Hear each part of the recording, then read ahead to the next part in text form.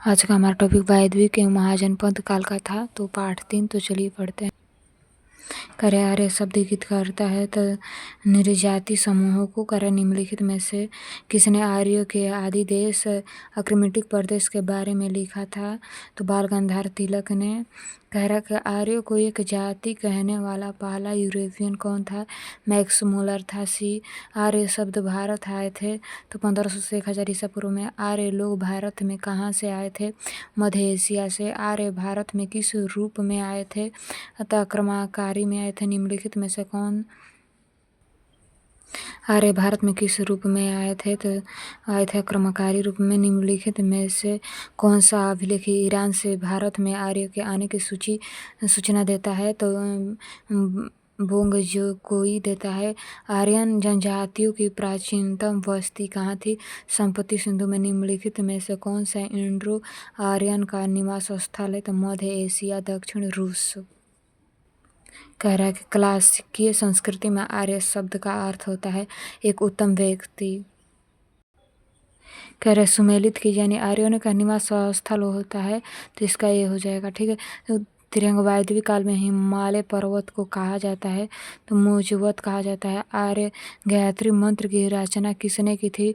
विश्वामित्र ने। कह रहे त्रिंग वेद में कितने सूक्त हैं? 128 है। निम्नलिखित में से किस नदी को त्रिंग वेद में मातेत्मा, देवित्मा एवं नदीत्मा संबोधित किया जाता है? तो सरस्वती। कह रहा है गोत्र शब्द का उल्लेख सर्वप्रथम हुआ था। गोत्र शब्द कह रहा है कि गोत्र शब्द का उल्लेख सर्वप्रथम हुआ था तो ये में होता है त्रिंग वेद में। ठीक। त्रिंग में कह रहा है वैदिक कर्म कांडों में होता है संबंध है तो त्रिंग वेद से। ऑप्शन है। कह रहे त्रिंग वेद में अद्विजित देवताओं में सबसे प्रमुख देवता कौन थे? इंद्र थे। कह रहे स्वार्धनिक त्रिंग वैदिक सूक्त समर्पित है तो ये है इंद्र को। Option B. कह रहे त्रिंगवेद में निम्नांकित किन नदियों का उल्लेख अफगानिस्तान के साथ आर्यों का संबंध का सूचक है? तो कुंभ का। ऑप्शन सी, 20 का सी। कह रहा है अवेस्ता एवं त्रिंगवेद में समानता है कि अवेस्ता किस क्षेत्र से संबंधित है? तो ईरान से, यानी बी, 21 का बी। त्रिंगवेद की मूल लिपि थी ब्राह्मी, यानी 22 का डी। कह रहा है प्रसिद्ध यात्री मंत्र कहाँ से लिया गया है? तो त्रिंगवेद से। 23 का सी। त्रिंगवेद में कई परिच्छेदों में प्रयुक्त अन्यध्य शब्द संबंधित है तो यह गाय के लिए। 24 का सी। 25 का रहे कि निम्नलिखित में से कौन ब्रह्मांड ग्रंथ त्रिंगवेद से संबंधित कर? निम्नलिखित में से कौन सा ब्रह्मांड ग्रंथ त्रिंगवेद से संबंधित है? तो यह त्रय ब्रह्मांड, यानी ऑप्शन ए। 25 का एक है सूची 1, सूची 2 का सम्मिलित कीजिए तथा सूचियों को नीचे दिए गए कूटों से सही उत्तर का चयन कीजिए। तो हमारा ऑप्शन हो जाएगा बी, 26 का बी। 26 का बी हो जाएगा। 27 कह रहा है कि उस जनजातियों का नाम बताएं जो त्रिंगवेद आर्य को पश्चिम से संबंधित नहीं है। तो विकेट होगा जो ऑप्शन डी। 27 का डी। 28 का डी। तो हमारा कह रहा है 28 हो जाएगा कि राज्याभिषेक समारोह का विवरण निम्नलिखित में से किस में किया गया है? तो त्रय ब्राह्मण में। कह रहा है त्रय ब्राह्मण, यानी ऑप्शन सी। 28 का सी। त्रिंगवेद में वैदिक ग्रंथ में किस शब्द का सर्वप्रथम उल्लेख हुआ है? तो वह हुआ है वर्ण में। ऑप्शन 37 का ए, वर्ण। वैदिक आर्य का प्रमुख भोजन था जौ और चावल। Option A. कर निम्नलिखित में से कौन सी वह ब्राह्मण दायिनी है जिसने कुछ वेद मंत्रों की रचना की थी? लोपामुद्रा, यानी ऑप्शन ए। त्रिंगवेद में निम्नलिखित पशुओं में से किन का उल्लेख हुआ है? तो ऑप्शन हो जाएगा हमारा डी, ऑप्शन सभी। कह रहे त्रिंग वैदिक काल में प्रारंभ है निम्नलिखित में से। कह रहे हैं त्रिंग वैदिक काल में प्रारंभ में निम्नलिखित में से किसने महत्वपूर्ण मूल्यवान संपत्ति समझा जाता था? तो उसे गाय को समझा जाता था। कह रहे हैं त्रिंग वैदिक काल में निष्कर्ष किस अंग का आभूषण था तो हमारा गले का। कह रहा कि वैदिक लोगों द्वारा किस धातु का प्रयोग पहले किया गया था, तो तांबा का किया गया था। त्रिंग वैदिक पंडित किस वर्ण के नागरिक थे? कह रहा त्रिंग वैदिक पंडित किस वर्ग के नागरिक थे? तो स्वर्ण ना व्यापारी के थे।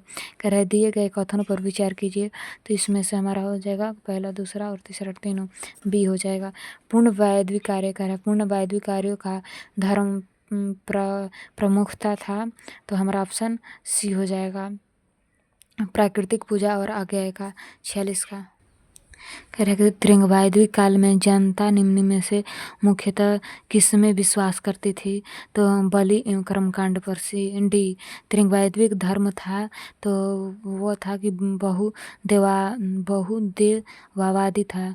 ये सुमेलित कीजिए, तो इसका हमारा ऑप्शन बी हो जाएगा। कह रहा है कि त्रिंग वैदिक देवता इंद्र के विषय में निम्नलिखित कथनों पर विचार कीजिए तथा नीचे दिए गए कूटों से सही उत्तर चुनिए, तो इसमें हो जाएगा हम ऑप्शन डी।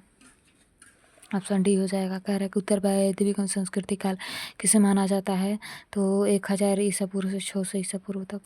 कह रहा है दिए गए कथनों पर विचार कीजिए, इसमें हो जाएगा हमारा न तो एक ना ही दो, इनमें से कोई नहीं होगा, डी। इसलिए कह रहा है कि उत्तर वैदिक काल में निम्नलिखित में से किनको आर्य संस्कृति का धूर, कह रहा है धूर समझा जाता था? तो वह हो जाएगा कौशल विदेह का, कौशल विदेह को बी। कह रहा है वैदिक काल में प्रचलित लोकप्रिय शासन प्रणाली था, तो हमारा ऑप्शन डी हो जाएगा कि वंश परंपरागत राजतंत्र, यानी वंश डी, जो उनका डी हो जाएगा। कह रहा है कि गोत्र व्यवस्था प्रचलन में कब आई? तो ये आई थी उत्तर वैदिक काल में, बी। कह रहे सुमेलित कीजिए, तो इसमें हमारा हो जाएगा ए। सुनिए, कह रहा है कि आर्य सभ्यता मनुष्य के जीवन के वायु को रोही क्रम अनुसार निम्नलिखित चरणों में से कौन सा विकल्प सही है? तो हमारा हो जाएगा ब्रह्मचार्य, गृहस्थ, वानप्रस्थ, सामान्य हो जाएगा। तो ये हो जाएगा। संतान का सुमेलित कीजिए, तो इसमें हो जाएगा डी, मिला लीजिएगा।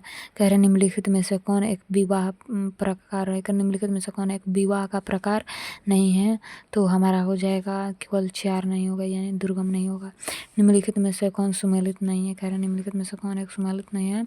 तो हमारा कह रहा आर्ष विवाह, निष्कृष्टतम विवाह, ये नहीं होगा, डी नहीं होगा, 60 का। कह रहा है कि फिर भारत के किस स्थल की खुदाई से लौह धातु के प्रचलन के प्राचीनतम प्रमाण मिले हैं? तो ये हमारा मिले अंतरजी खेड़ा से, बी। 62 कह रहे कि वैदिक, कह रहे कि वैदिक युगों में राजा अपनी जनता से जो कर वसूलते थे उसे क्या कहते थे? तो बलि कहते थे, यानी ऑप्शन ए।